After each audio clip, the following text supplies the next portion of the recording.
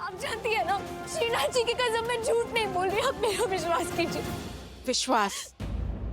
हमारी गलती ही यही है कि हमने तुम पर विश्वास किया और आज तुमने हमारे पूरे परिवार के साथ विश्वासघात किया है।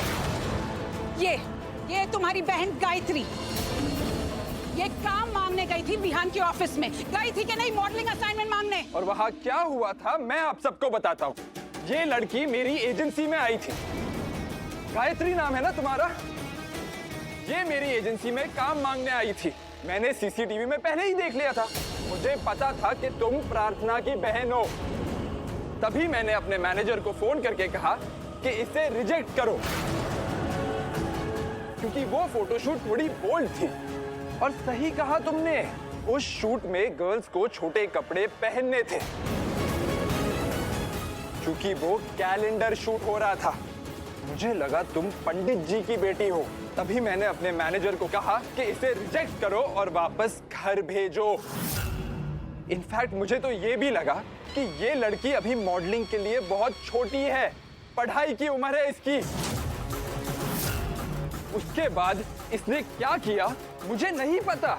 उसने प्रार्थना को फोन करके क्या कहा, आई रियली डोंट नो। बस इतना पता है कि थोड़ी देर बाद ये प्रार्थना वहां आई थी और मेरे मैनेजर से कहने लगी कि अगर मेरी बहन बहुत छोटी है तो उसकी जगह पे मुझे ले लो।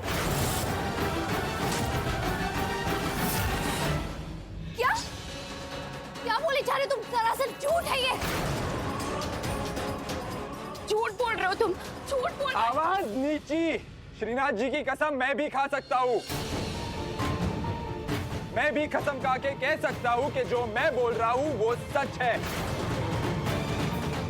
ये प्रार्थना वहां आई और जिद करने लगी कि इसे काम करना है उसने।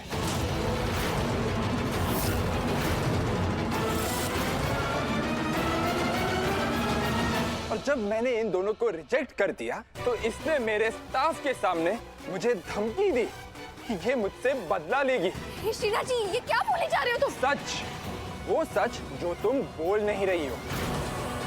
जब मैंने तुम्हें रिजेक्ट किया और तुमने मुझे धमकी दी तो मुझे लगा कि ऐसे ही असाइनमेंट ना मिलने की वजह से बोल रही हो, पर तुम इस हद तक गिर जाओगी, यहाँ तक कि मेरी शादी तोड़वाने तक आ जाओगी, ये मुझे नहीं पता था। तुम्हारी इतनी औकात कैसे हुई ये सब करने की? ये कोई छोटी बात नहीं है, ये बहुत बड़ी बात है। और ये तो छोटे लोग हैं, इनका तो काम ही है ये सब करना।